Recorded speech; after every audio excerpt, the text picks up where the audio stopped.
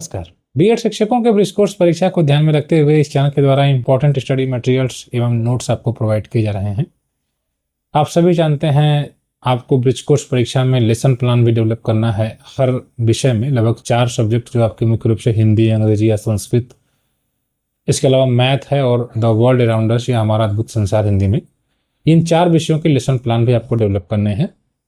हमने आपको हिंदी विषय का लगभग अध्याय 8 तक कंप्लीट कर दिया है। 2-3 चैप्टर और उसमें बचे हुए हैं।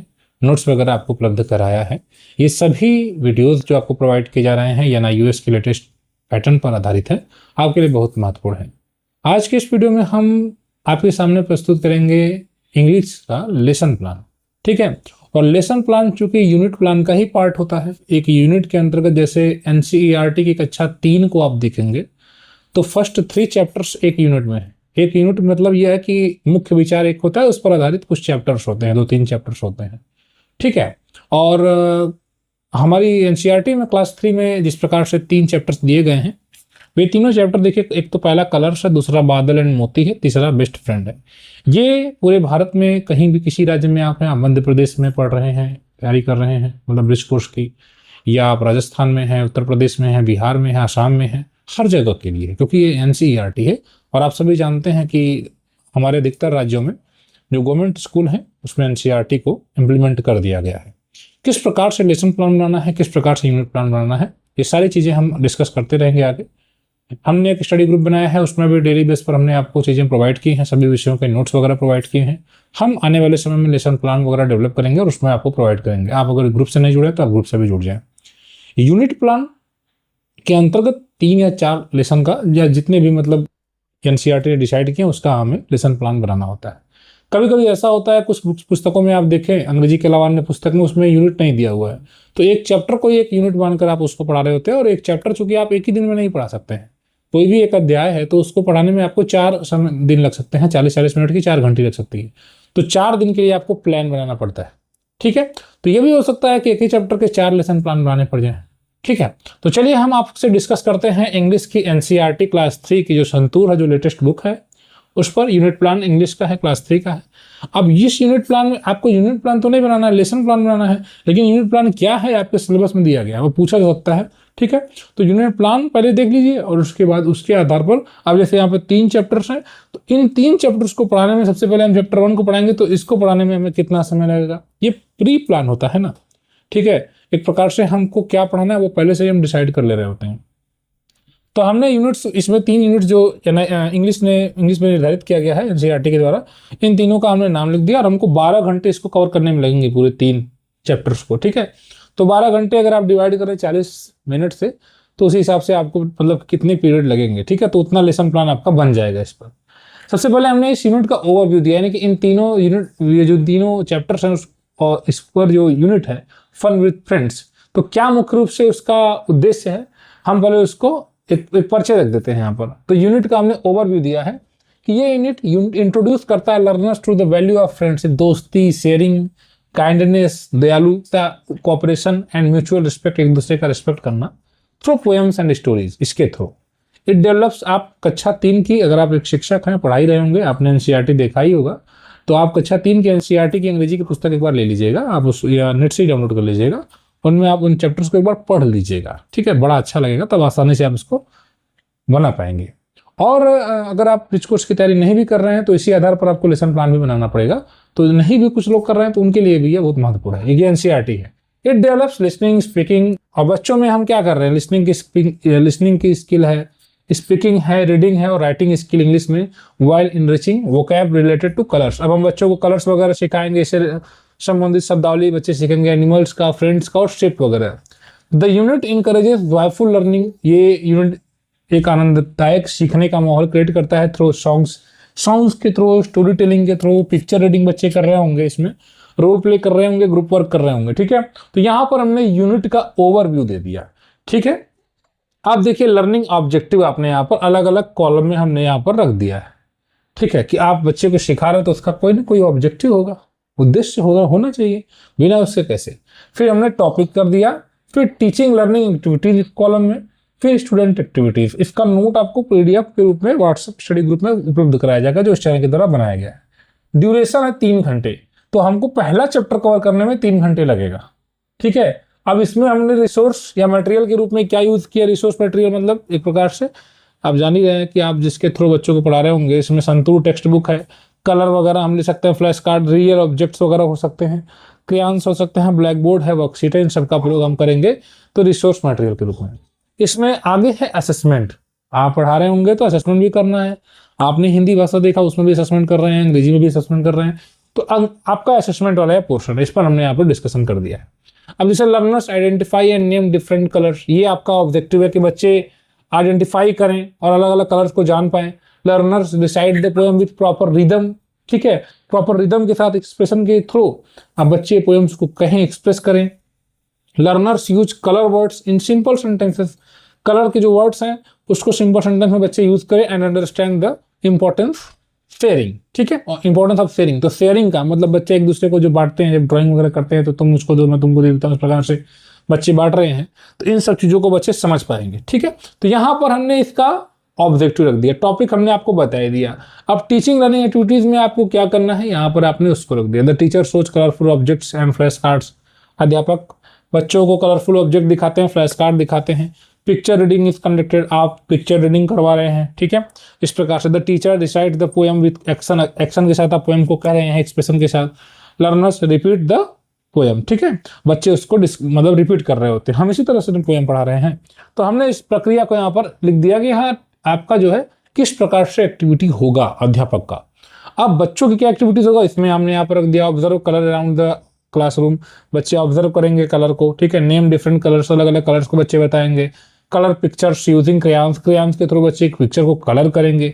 वर्क इन पेयर्स, आपकी पूरी बुक में आप देखें तो जिस प्रकार से मतलब वर्कबुक वगैरह वो भी देखें तो उसमें जो जो काम बच्चों के लिए किया गया उसका डिस्कशन यहाँ पर हम कर रहे हैं। वर्क इन पेयर्स, बच्चे पेयर्स में काम करेंगे एंड शेयर कलरिंग मटेरियल्स, और चीज़ों को शेयर करेंगे। जब आप कक्षा में काम करवाएंगे तो बच्चे निश्चित रूप से एक दूसरे को बांटते रहते हैं। Recite the poem with action, action के साथ बच्चे इसको बोल पाएंगे। ठीक है, इसके बाद रिसोर्स वगैरह तो हमने डिस्कस कर दिया है। इस प्रकार से आपने देखा। उसके बाद चैप्टर 2 बादल एंड मोती का है, इसी तरह से यहाँ पर भी है। ठीक है, तो ये अब यहाँ पर learn understand the story of friendship, वही चीज यहाँ पर थोड़ी सी डेवलप कर दी गई है। दोस्ती को बच्चे समझ पाएंगे बादल मोती का, ठीक, कैरेक्टर्स को समझ पाएंगे, लर्नर्स एक्सप्रेस। तो इसी प्रकार से यहाँ पर हमने ऑब्जेक्टिव रख दिया, चैप्टर का नाम रख दिया। ठीक है, उसी प्रकार से यहाँ पर अध्यापक की प्रक्रिया क्या है, किस प्रकार से बच्चों की क्या प्रोसीजर है, बच्चे क्या करेंगे, मतलब कि टीचिंग एक्टिविटी, बच्चों की एक्टिविटी, और टाइम यहाँ पर 4 घंटे लगेगा दूसरे के लिए। ठीक है, तो दूसरा चैप्टर है। तो अब कोई भी एक ही चैप्टर है, एक ही दिन में तो पूरा इंग्लिश कवर नहीं कर पाएंगे। ये व्यवहारिक भी नहीं है कि आप एक इंग्लिश के घंटे एक चैप्टर को एक ही दिन में पूरा खत्म कर दें।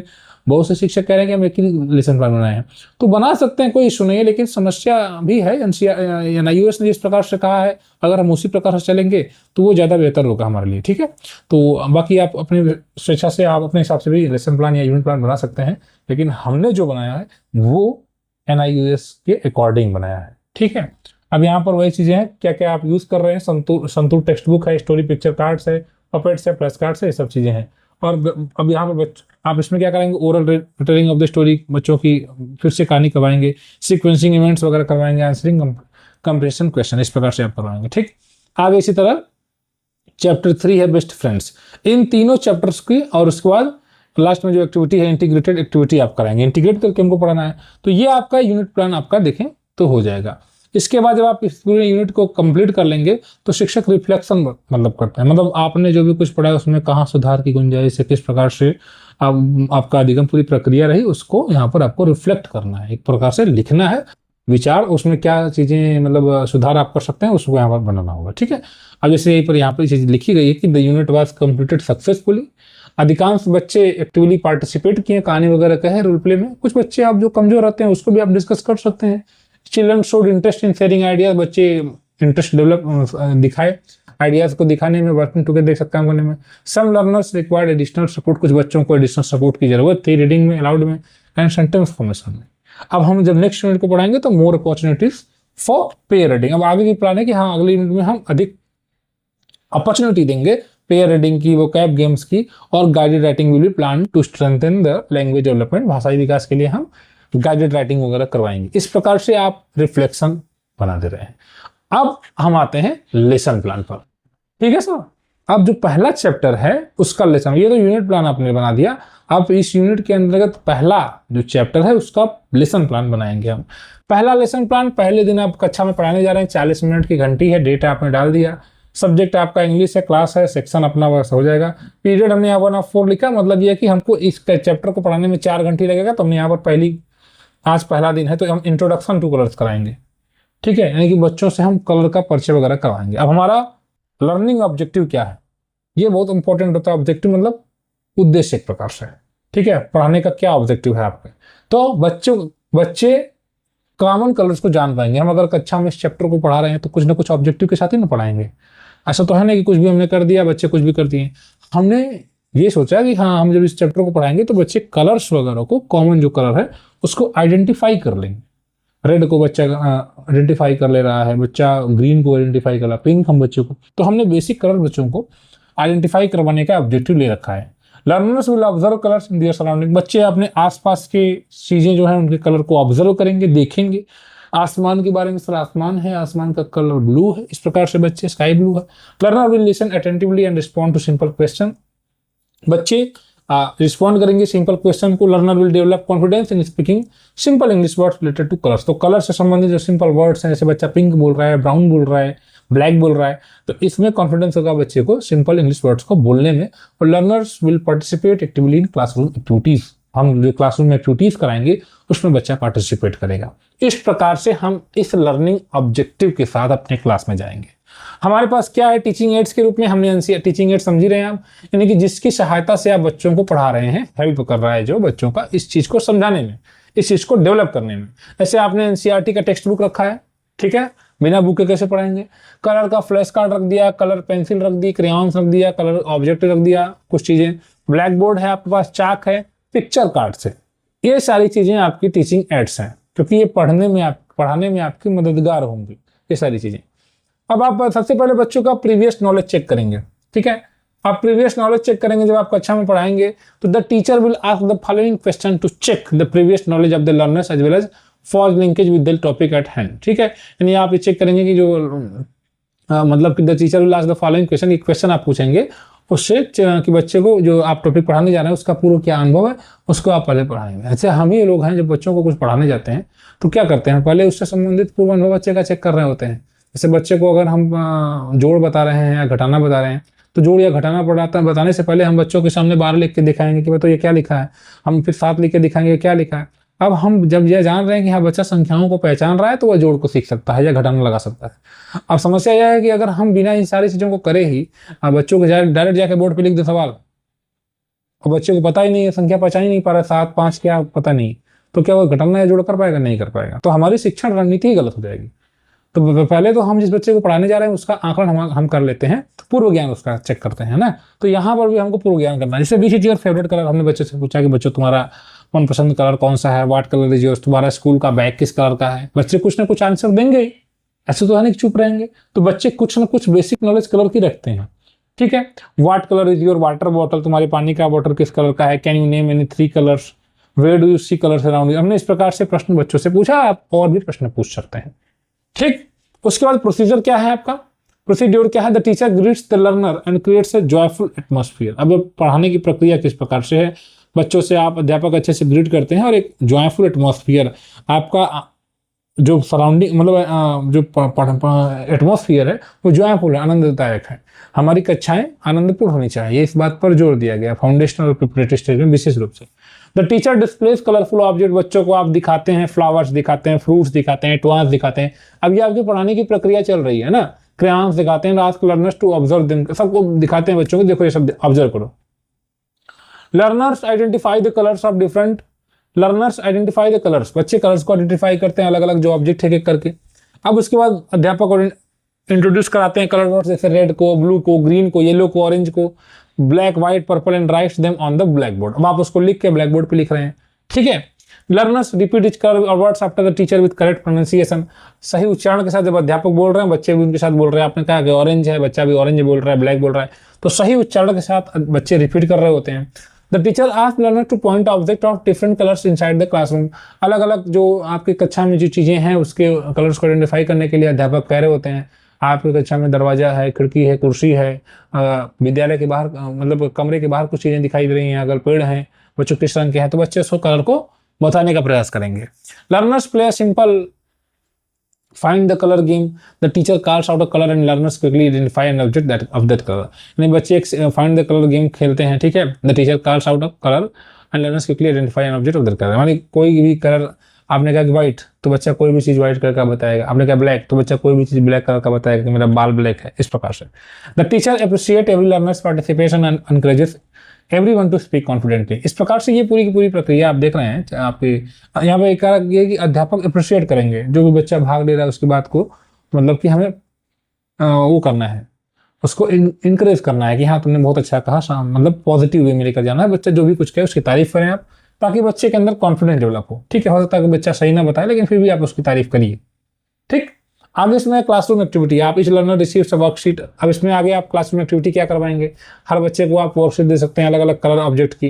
लर्नर्स आइडेंटिफाई द कलर, बच्चा कलर को आइडेंटिफाई करता है, and colour unfinished pictures using the correct crayons, और उसके बाद क्रेयंस के थ्रू जो है कलर करता है। कोई पिक्चर उसमें आपने दे दिया, उसको कलर नहीं किया गया, वो बच्चा उसको कलर कर रहा है। तो इस प्रकार से आपने अपने क्लासरूम की एक्टिविटी भी बनाकर पहले से रखी है। अब उसके बाद आप रिकैपिटुलेशन करेंगे। ठीक है, यानी कि आपने जो भी कुछ पढ़ाया उसको एक बार फिर से चेक करेंगे। नेम एनी 5 कलर्स आपने पूछ दिया। ठीक, what colour do you like the most, तुम्हें कौन सा कलर पसंद है। What is the colour of the leaf, पत्तियों का रंग क्या है। What is the colour of the sky. ठीक है, तो इस प्रकार से आपने बच्चों से पूछा, बच्चे इसका उत्तर दे रहे हैं। ठीक है, असेसमेंट आप करवा रहे हैं, ऑब्जर्वेशन ड्यूरिंग क्लासरूम एक्टिविटीज। आप असेसमेंट बच्चों का किस प्रकार से कराएंगे, आप बच्चों को देख रहे हैं, आपने प्रश्न पूछा, कुछ बच्चे सही उत्तर दे रहे हैं, कुछ बच्चे नहीं दे पा रहे हैं, तो आप उनको जिस दौरान पढ़ा रहे हैं लगातार उसी समय बच्चे का आप आकलन भी कर रहे होते हैं। ठीक है, तो ऑब्जर्वेशन आप कर रहे हैं, जो भी आप बच्चे एक्टिविटीज कर रहे हैं, आपने बच्चों को कार्ड दिया, बच्चे उसमें ड्राइंग वगैरह कर रहे हैं, तो आप उसको ऑब्जर्वेशन कर रहे हैं। ओरल आइडेंटिफिकेशन ऑफ कलर्स, बच्चे किस प्रकार से आइडेंटिफाई कर पा रहे हैं, कलर्स को नहीं कर पा रहे हैं। प्रोनाउंसिएशन बच्चे कर पा रहे हैं कि नहीं, कलर्स के नेम्स को पार्टिसिपेट कर पा रहे हैं कि नहीं, इसके आधार पर आप असेसमेंट कर रहे हैं तुरंत के तुरंत। ठीक है, अब उसके बाद आप उसको बच्चों के घर का काम दे सकते हैं, असाइनमेंट वगैरह देंगे। यानी find 5 colourful object at home, अपने घर पर 5 कोई कलरफुल ऑब्जेक्ट बताओ, खोजो। Write the name of their colours in English, उनके अंग्रेजी में नाम लिखो। Bring 1 colourful object to the next, अगली क्लास जब होगी तो कोई इसमें मतलब कोई एक कलरफुल ऑब्जेक्ट लेकर आओ।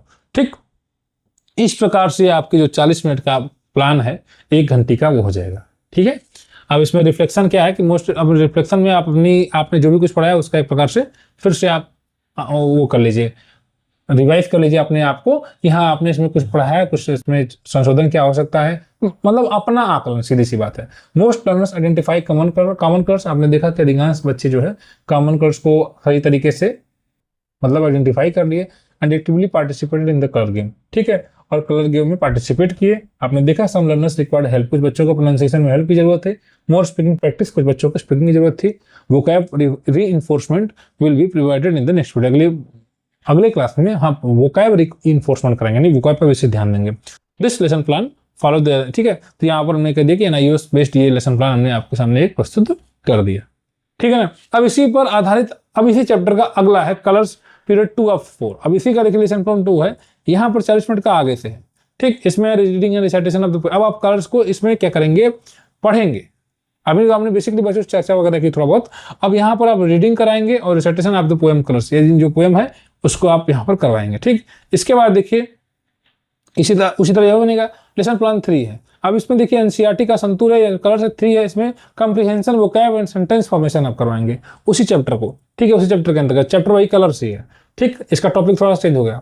और चौथे टॉपिक में देखिएगा, चौथे प्लान में री-इन्फोर्समेंट कराएंगे, क्रिएटिव एक्टिविटीज कराएंगे और असेसमेंट करवाएंगे। तो चैप्टर वही है।